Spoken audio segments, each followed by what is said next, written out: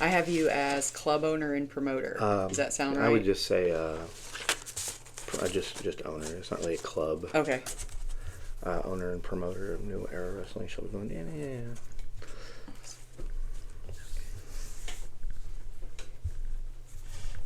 Okay, ready when you are. All right. Ready when you are. Nice watch. I like that.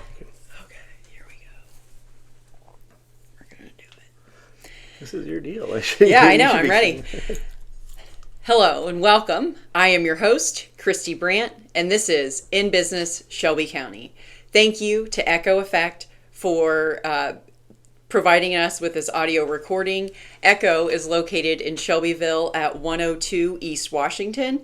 And if you haven't been here before, this place literally has it all. It has full-on audio recording, band performance, movies, karaoke. You can book your corporate event here. You can book your birthday party here. You can book a lock-in here. You can really do it all in this venue, and it can all be on tape. I will note that while they are providing the audio, the Football Follies version of this will be on YouTube, being recorded from my iPhone. So no judgment on Echo Effect for that. This podcast is put together just to feature local professionals living and blazing a trail straight out of Shelbyville. And yes, I said it. I'll say it again. I do mean Shelbyville, Indiana. So be excited, like, share, and follow. You do not want to miss this. For those that are interested in partnering with young professionals, people that are blazing their trail here in Shelbyville, are looking to help others leverage their own business, connect with us. We are definitely the place to partner if you are a digital or CRM consultant. If you are a digital tool or CRM, definitely look us up. You might be a money guru ready to help other people take their wealth to the next level, or a professional or personal development agent helping other people grow. We need you. You will also be able to realize the impact that you have on business in real time with this podcast. So with that, let's meet our guest. Thank you, Michael Lovitt, for joining us. Just call me Mike. It's fine. Mike, okay. Yeah. Mike, thank you. He's the owner and promoter of New Era Wrestling. And I will say that your events are suspenseful. I mean, so I joined didn't join, let me say that. I attended myself just this past Saturday, and I was covering my eyes and nail biting, just like the old days, sitting with my papaw when the DDT or the figure four would come out. It was like, I knew, like, you know everyone's going to be okay. But there were just some moves that I was like, oh my gosh. So tell us how you got involved with this, and yeah, just give us the deal. How I got involved in professional wrestling. I'm insane. I knew at 9 years old this is what I wanted to do. I went to my parents. I told my parents. They thought it was a phase. He watches wrestling Friday, Saturday night. I grew up in Central Florida. I was born here in Shelbyville. My parents moved to Florida for a job opportunity. And that was the first time I ever had cable TV. So I was exposed to like the NWA, Georgia Championship Wrestling, WCCW out of Texas. I was just exposed to just a plethora of wrestling, and with like 100 channels that I'd never experienced before. That's way more wrestling than I had. I mean, WWF and WCW was what I was on. The NWA Crockett Promotions became WCW. Oh, okay. I grew up actually really despising the WWF at the time. I viewed it as cartoon. It was funny coming from a comedic wrestler, I know. So I grew up watching like Ric Flair and Arn Anderson, Tully Blanchard, the Von Erichs out of Texas, the Fabulous Freebirds. I was like, this is amazing. This is what I want to do. And I remember, we've all seen A Christmas Story, what I want for Christmas. How about what I want to be when I grow up? My theme in third grade was I wanted to be a professional wrestler. And they took me to counseling. Oh my gosh. They said that's not, like, I had kids in my class that wanted to be astronauts. And they're like, oh, that's fine. We live near the Cape. It's great. I wanted to be a professional wrestler, not a football player, not a basketball player. And they said, Mike, you're not really athletic. You're kind of small. And I was very undersized. And they said, maybe you should have a more realistic goal. Aww. So I kind of put it aside and just lived vicariously through my action figures, and I would watch wrestling, and my job would be to stand in between the living room and the kitchen and yell to my mother what was going on, because it was my mother and I who really bonded over pro wrestling. Oh, who was her favorite? Whoever I told her it was. Oh. My mom really liked Barry Windham. He was pretty and had long blonde hair, and she liked Kerry Von Erich. And I would watch wrestling 2 hours on Friday night, an hour on Friday night, 3 hours Saturday morning, 3 hours Saturday night, then I'd watch about an hour Sunday, then Sunday night before bed, I would beg my parents to let me stay up and watch like the Sunday night Georgia Championship Wrestling. Fast forward to moving back up here in '93. I felt very ostracized. I didn't know anybody. I left when I was in second grade and came back in 8th grade. Didn't know anybody. And that was at the beginning, like the start of the Monday Night Wars with WCW and the WWE kind of going back and forth. And I got really into wrestling again, but it wasn't cool. And then it became cool. And I remember I was sitting with a friend of mine that we had both graduated, and we're like, let's go to this event. And we went to an event, a couple live events, and then we're like, we should really look into doing this. But it's not like you can just pick up the yellow pages and find wrestling schools. Right. Not back then. We got involved with a gentleman who was trained by or claimed to be trained by and worked with Dick the Bruiser, who put us in touch with another younger gentleman, Chad Ferguson, who was from Shelbyville, wrestled under the name Blade. And he told us, if you guys have everything that you need, you put your money together, you buy a wrestling ring, you bring it out to my farm, and we trained outside 5 nights a week under the stars in a bean field. Wow. For a year. Wow. And there were several of us at the time. The 2 became 5 very quickly, and we got friends to help us, afford the $10,000 for a wrestling ring. Wow. Over time, we realized, being young and stupid, we thought we knew better than we did, and we kind of ran the old guys off, and we changed the name from Midwestern Championship Wrestling to New Era Wrestling. And over time, I'll spare you the boring stuff, but the partners kind of fell away. And it came down to myself and one other.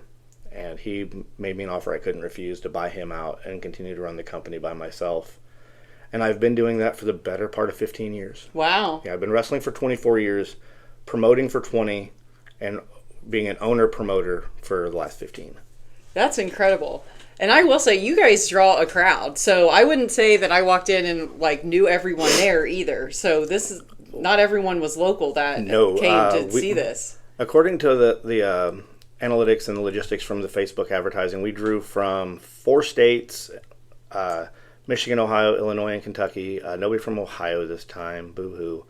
But we have a very large fan base, and we promote family-friendly professional wrestling. So many times wrestling gets a bad rep thanks to the Attitude Era. And even the WWE has toned their product down. They've went to a PG era, as they call it, the John Cena era, where there's no blood, there's no nudity, there's no suggestive themes. So on the independent scene, which is what we are, we're independent wrestlers. We work for independent promotions. So many of those are adult-themed or deathmatch themed. We operate out of the Boys and Girls Club here in town, and we promote a family-friendly product because that's who we are. At the root of everything, I'm from Shelbyville. I grew up needing something like this. Yeah. The Boys Club was a great place for me when I was a kid. I learned how to shoot pool and play ping pong. I came in at the tail end of the slot cars, but we try to fill a need and fill a gap for family entertainment that's affordable, and it's going to get you out of the house on a Saturday night for a couple hours and let you forget about your troubles and let you cheer for the good guys and boo the bad guy and maybe see somebody do something really cool in the ring. Yeah, and the wrestlers, they are there to put on a show. So they know what they're doing. They come, they get everyone rowdy.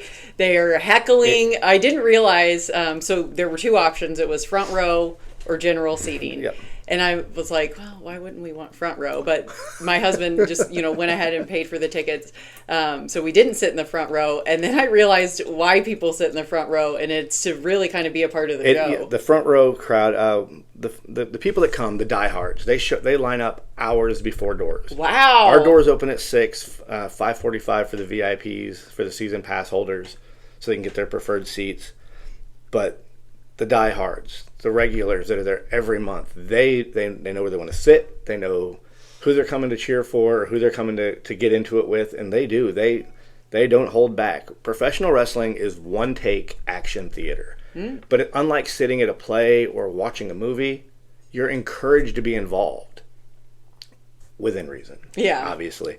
Like we don't look for grandpa to get up with his walker and take a swing at anybody. But it's interactive. It's not just watching the TV. It's when I talk to young wrestlers as a coach, I'm like, the fans have to see what we're doing and they have to digest it. They have to understand it before we can move on.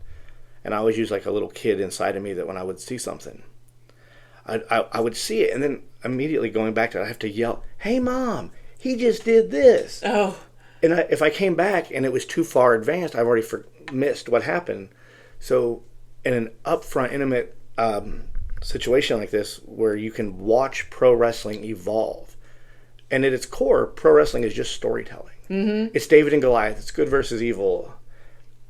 And that's literally what all theater is. We're telling a narrative. Every match is a 5 to 9 minute mini movie over the course of a 2.5 to 3 hour program. Yeah, absolutely. My daughter and I have gone and watched some Shelby County Players stuff around town. Great organization. And checked out The Wizard of Oz just last year.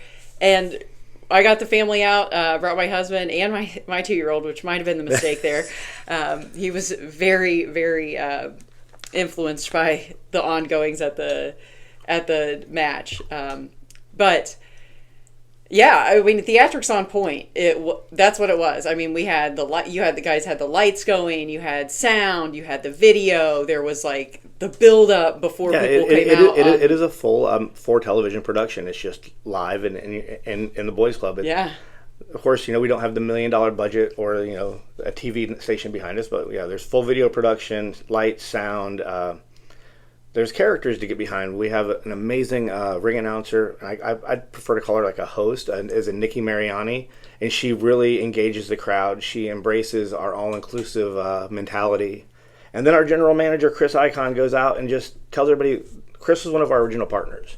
He walked away for a period of time and came back. He said, "Mike, I don't want to be an owner, but I want to be involved." Huh? And I said, "I've got the job for you." Yes. How about you take my job? How about you become the general manager of this company? You run the day-to-day operations. Let me handle the logistics. Let me handle the finances.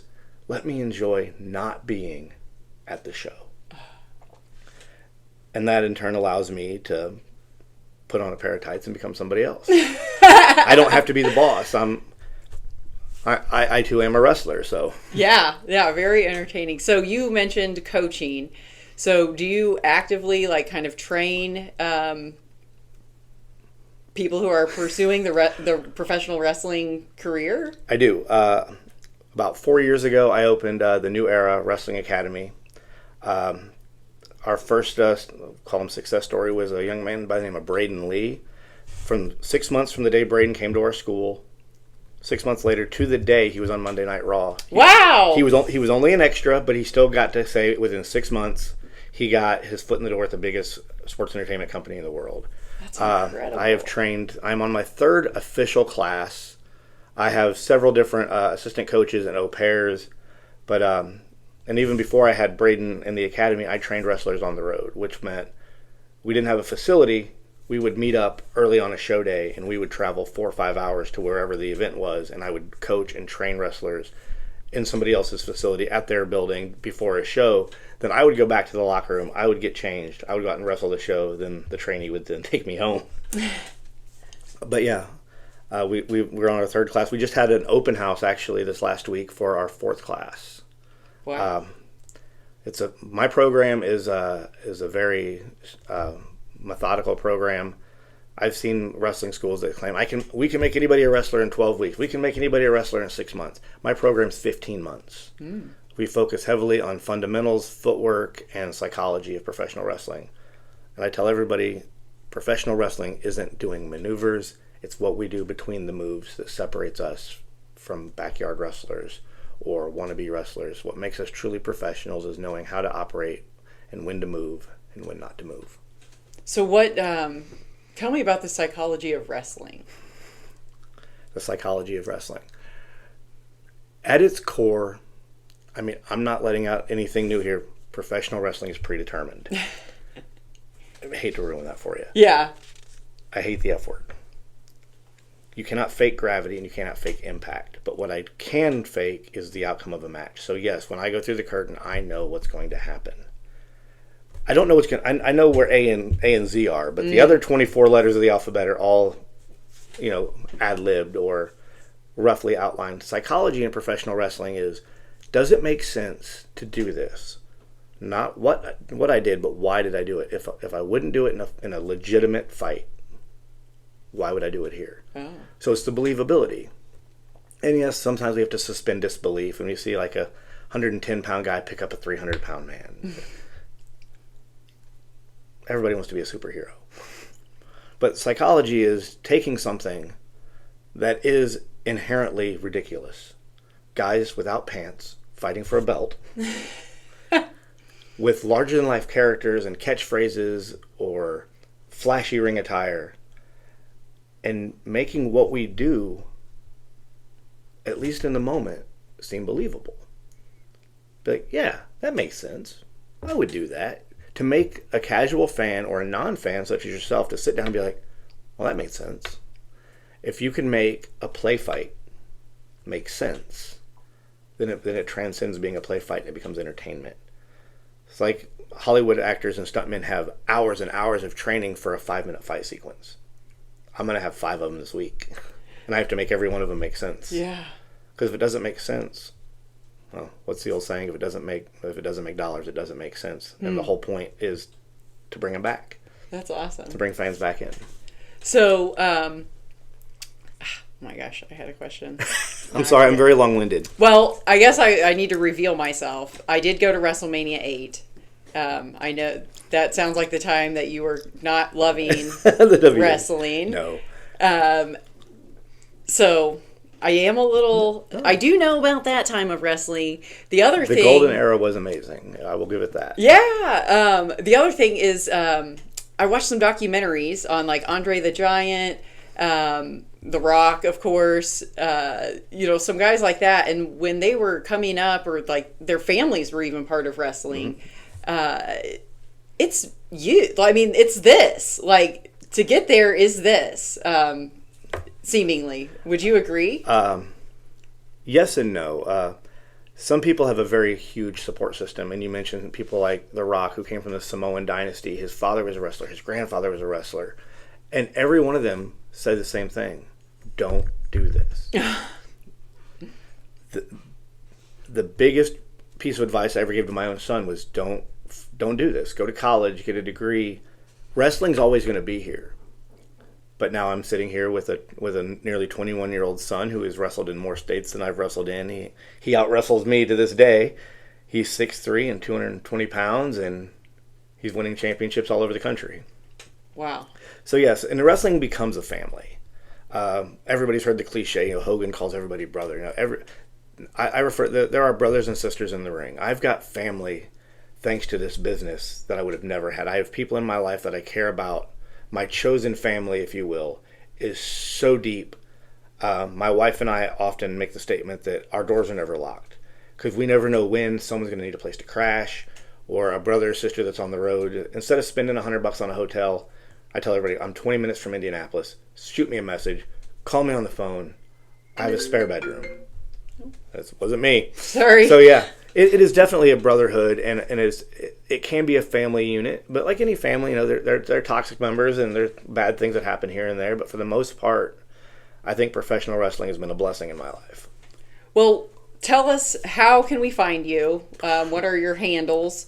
I don't know them. Oh my gosh! Well, we know it's New Era Wrestling. I have a social media manager, so I could not tell you what the actual I know Facebook is facebook.com/New Era Wrestling 46176.